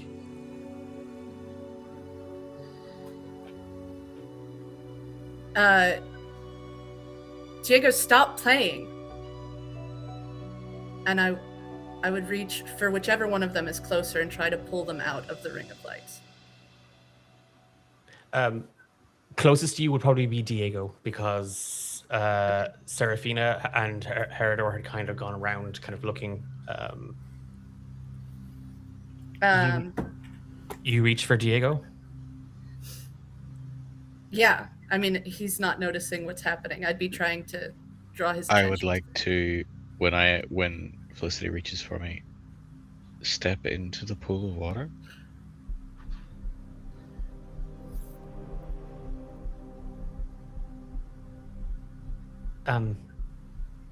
Dad? Is everything all right? It's okay. Yeah, everything's fine. Okay. We've kind of talked about knocking, and Diego, you find yourself in Felicia's room, above the Grand Adventurer. I'm not even sure why I came in. Sorry. Oh, You're all right. Gets so. Yeah. And you see her just kind of wipe, like she just wipes her sleeve up against her eyes. Yeah, I'm fine. Is everything all right? And I step in and close the door behind me, but like slowly enough that if she wanted to stop me, she could. She closes, as you kind of come in and you close the door, you see her reach for the little desk, and she closes a journal. Yeah, that everything is fine. Shouldn't you be helping Diala? Oh no, she's fine down there. Sometimes I think I'm just in the way, honestly. Mama's gonna kick your ass again. She wouldn't be happy if she didn't. I find somewhere to sit anywhere in the room, just sort of perch awkwardly so I can find the right words to say what I'm trying to say, and I let her fill the space. Okay. Yeah, just make yourself comfortable. Dad, is there, like, do you need something, or? Look, your mother's not very emotional. Yeah. And I obviously am. Double. And with the three of you, I've always had to tread that line of not wanting to pull you too hard into my side. But sometimes, as a parent, it is my job to tell you that, cliches are cliche for a reason. You can always talk to me about anything is just true, and I'm not going to force you to. I'm obviously not going to force you to, but I say it because I care. I love you. I see you are upset. Give I me would a persuasion check.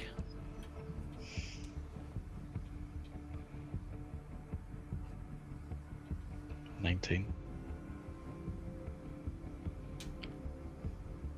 Something shifts in the room. And Felicity,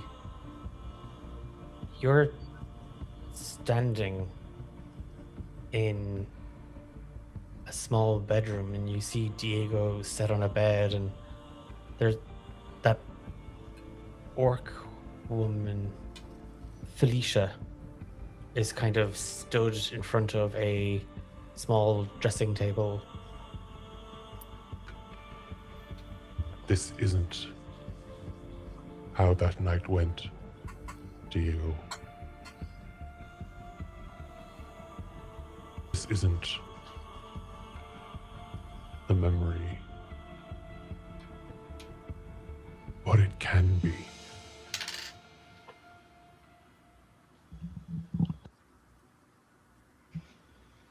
But it's not. Diego was still playing the song from outside. I don't think he even noticed the lyre was still in his hands. But the music is mournful and it is melancholy, and he looks down at it. And if I may, I don't think we're in the bedroom. I think we're in the tavern now, and it's late at night, and there's someone asleep in the corner, and it's just Diego with his legs up on a table, and he's playing the lyre alone, with his eyes closed. And it's... This hurts. But it's supposed to hurt.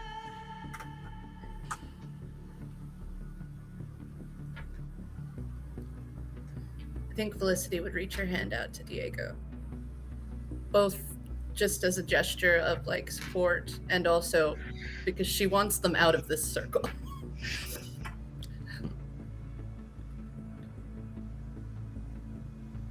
Don't. Dad. Please. Don't make me remember. I can't. I can't do this. I'm not you. I don't know what to do with this, and I'm not Mom. I can't. He went in to the vaults. I didn't get to say goodbye. There's no body. There's a candle in a tower burning. And that's all I have of him. I don't want to remember. I can't. And I'm sorry.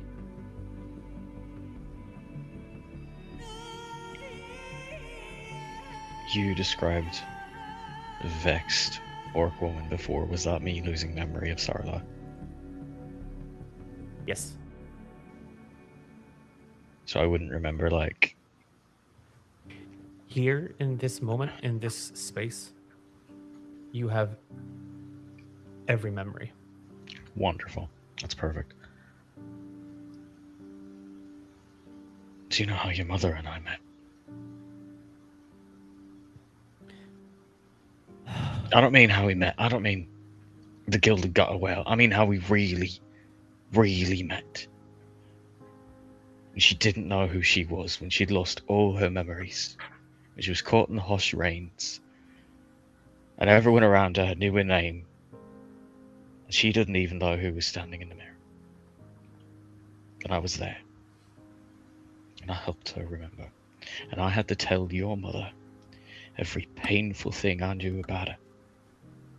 And you're right, you're not me. You don't know how to deal with this. And you're right, you're not your mother. You don't do it alone. Your mother would have done it alone. You have her and me. And we are supposed to make sure you don't make the same stupid mistakes we did.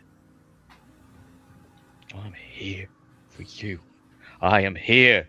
And like I motion to where we are, for you. Come home with me.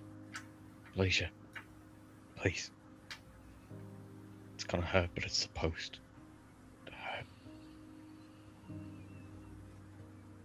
This is where it gets beautiful.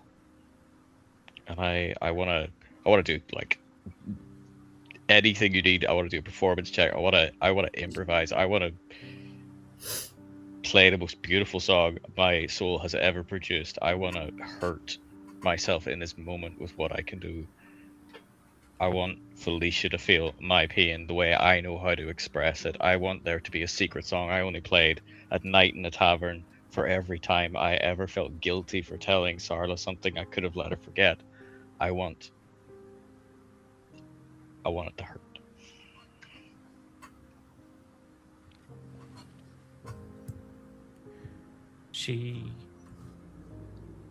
Felicia just starts sobbing. Like, it's not crying. It is a wall.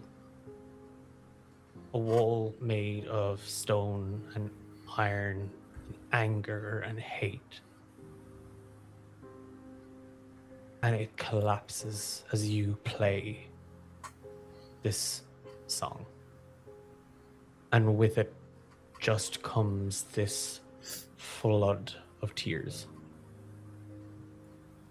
And she drops to her knees, kind of pulling them close to herself.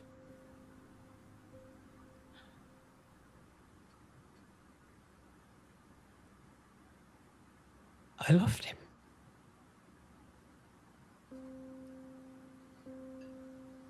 And she reaches into the pocket of the long coat you put on her. And she takes out a small twist of metal.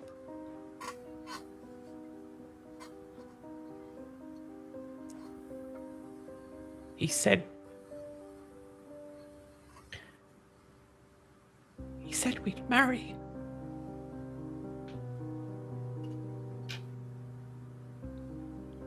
And she slips it onto her finger.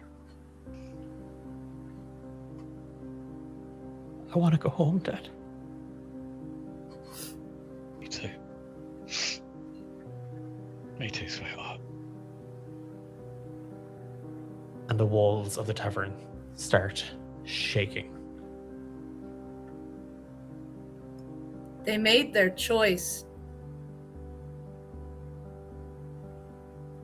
Water bursts in through the seams. Felicity takes Diego's hand and tries to pull him out of the pool of water.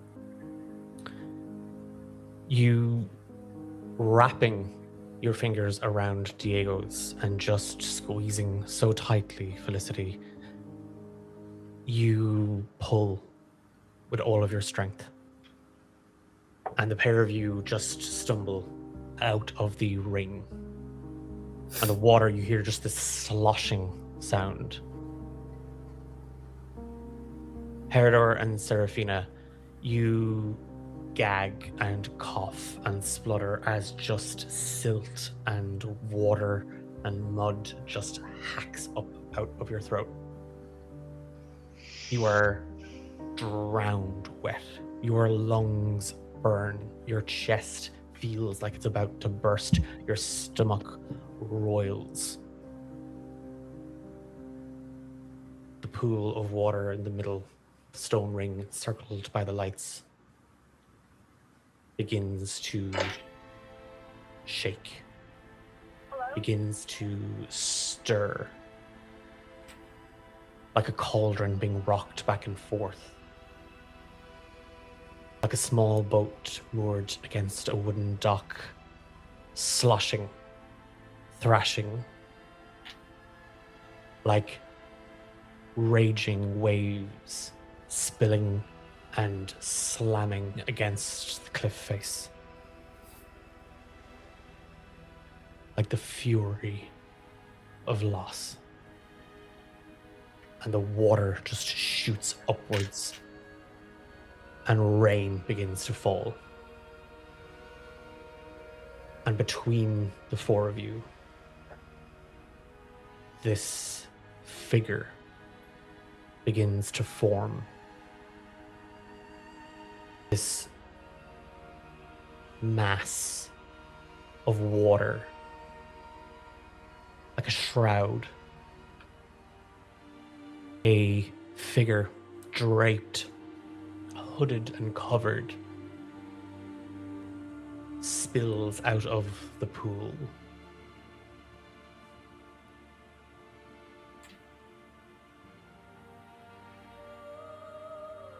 You chose. And now you will drown here.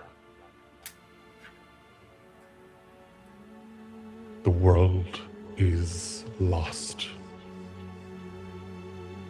And I will fill the waters, the seas, the rivers, and the lakes with the tears of all those who remain.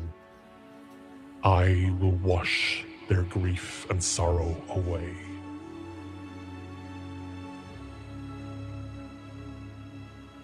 Roll for initiative. And that's where we're going to leave our session. So if you want to hold those initiative rolls, if you've already rolled and you've rolled well, lock it in. If you want, you can send me a picture of it. But that is where we're going to leave tonight's session. And I know we're ending a little bit early, but I don't want to get into combat. I mean, I do.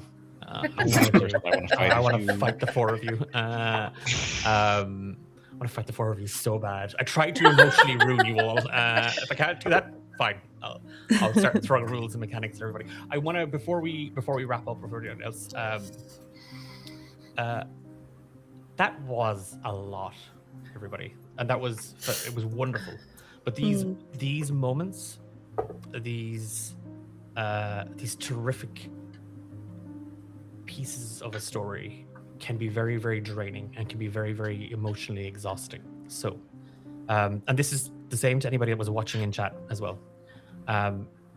When this stream is over, and I know it's late for some of us, it's early for others, I want you to just do one small thing for yourself. Just one small little, if that's, you're going to go up to the press and you're going to open that box of biscuits and you're going to sneak an extra cookie before bed, do it. If it's hanging out with your best friendo in the form of a pet, do that. Just do something just to this out a little bit. I won't be doing that. I'll be going to bed using all this to fuel the next session. But I'm evil, so that's fine. It's where my powers come from. A massive, massive thank you to Gabrielle, Paul, Richard, and Monica for that roller coaster of emotions. Some phenomenal role play, some terrible dice rolls. So thank you for those. Those are my favorite part.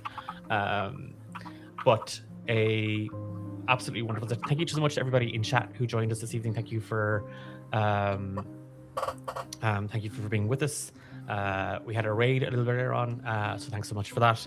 I'm Declan, and I've been your game master. Thank you, Declan. Not Thank at you, all. Declan. My favorite thing is Thanks, Declan. when everyone thanks me for like ruining them emotionally. Thanks, Declan, you prick. Because I can hear the prick part. You just don't say it. I can hear it. It's fine. We volunteered for this. You did. Yeah, I signed up for this. Yeah, you did. You all did.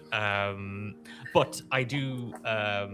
I truly, truly love what we, as a collective group of 24 people, including myself, are doing in this story and in this world that we are playing in. I want to very quickly just make a mention of who we are. If this is your first time here, thank you for stopping by. But we are D8 Dungeon. We are a group of storytellers, tabletop role players from predominantly Ireland, but we have friends all over the world who come to our table to help tell this story. Monica's in the States right now. We have a player in Australia as well. We've players in Malaysia. So wherever you are in the world, if you enjoy telling stories and you want to laugh and cry and you want to make something together, you'll find us on all major social media platforms at D8 Dungeon. You can check out all of our other shows here. We stream Mondays, Wednesdays, and Thursdays. Emberlight, Saga, The Quiet Between are on Mondays and Wednesdays.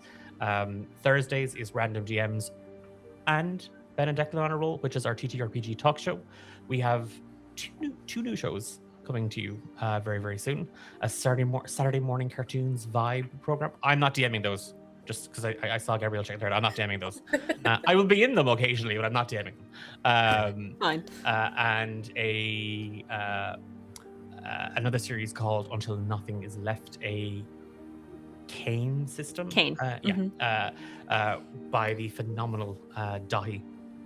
And then lastly, but by no means least, because it's something that I'm incredibly proud of, is our podcast series, Romancing the Dungeon. It is in the middle of its third season, and this season is the final chapter in this campaign. And you can catch it on all major podcast platforms.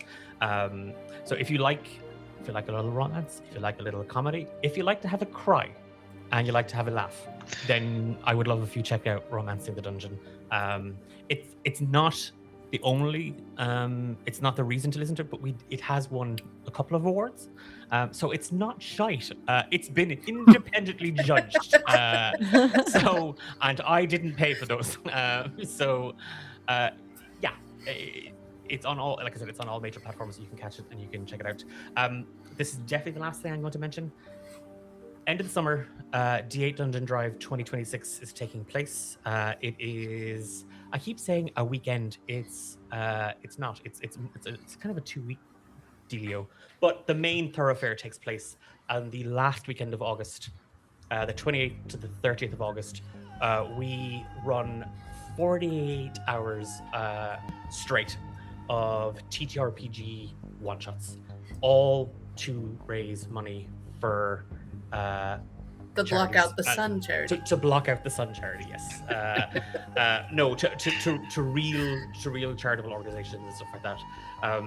We're in the middle of finalizing some details on the chosen organization this year, but I can tell you, D8 Dungeon Mania is back. It is our PvP tournament that is coming into its third year, and it pits players against each other for glory, for honor, for a trophy, like an actual trophy. In our first year, it went all the way to Australia. Last year's winner, our very own Abra Macabra, who still hasn't gotten their trophy because I forgot to send it. But it's technically in Ireland where it's supposed to be. So the EU took the trophy last year. This year, we're opening it up to the EU versus Australia versus the United States and Canada. So if you want to get involved, if you want to learn more about D8 Dungeon Drive, if you want to run a game, you want to play in a game, then the best place to find out more about it is on our Discord server, and there is a link to that in the chat gone up. And if you're watching this as a VOD, I'll put the link, if I remember, into the episode description. But if not, you'll find our Discord, like just D8 Dungeon. Very, very simple. It's about the one thing I got right with the branding. Everything else is terrible. No, that's a lie. It's not shite. It's not shite. We're getting that should be. That's it. Actually, if someone wants to leave a review under Romancing the Dungeon, 5 stars. It's not shite. 5 stars. Okay. Folks, do you have anything you want to mention or make people aware of? We have a little bit of time, so I want you to use the space. Yep. Go for it. I have a D&D tourism company, so for anyone who wants to travel around Ireland or the UK with me playing custom written modules, please look at Natural 20 Tours. People in Ireland are invited too. You can come, Richard. But yeah, Natural 20 Tours, please look at that. I would love to have more eyes on that. I heard a rumor, Gabrielle, that my house is going to be one of the stops, and it's just people throwing tomatoes at my house. Mm-hmm. Yeah, as like a... Yeah, we're sourcing eggs as well. Oh, eggs. Yeah. Okay, great. I'll be able to use those to make something. Oh, I have a source for that. Okay. Anybody else? Anyone want to share? Look. Can I brag about someone else? Yeah, of course I can. If anybody likes to read horror books, especially like pretty extreme horror, my husband published his first book. The cover's a little upsetting, so I'm going to cover most of it. But it's called Fetus. It's an extreme splatterpunk political satire. It's by Nick Watts, and if you look up Fetus by Nick Watts on Amazon, it is available as an independent book. Okay, Congrats! Since I got pulled on runes and runes, is it feed us, as in feed, or fetus? Fetus. Okay, fetus. Okay. Fetus. Think of what's more upsetting. Yeah. Listen, I'm very clear that it is extreme horror, but I helped birth this through every part of the process. That's a choice of words. Hey! I'm very proud of him and very excited. He's got a collection of short stories that we're working on right now, so check it out if you like spooky things. We just got a raid. We did. Hey! Flying Orc. Folks, I assume by the title Flying Orc. Wait a minute, this isn't someone that knows me and knows my weird thing for orcs. Not weird. I'm not king shaming myself. I have a weird thing for orcs. As in, like, you're into them? Oh, so into them. Cool. I do feel a little bad because I was talking in the chat about how hot the orc woman probably was before I realized that was Diego's daughter. You know what? Two things can be true. I created the orc Mr. Mobbing wife. So Declan gets to play with that. Yeah. We are just wrapping up, but thank you so much for dropping in. I think that's, folks, yeah. You have 2 weeks to recover. Not physically, maybe emotionally. You can steady yourself for what's in front of us. And we're going to have to wonder how we're going to get the 4 of you plus 60 other people out of here. Woohoo! And on that really strong broom. No, it's not. I will see you all. Well, not you all. I will see the next group who are dealing with a wolf situation on Monday. So hopefully we'll see you all back then.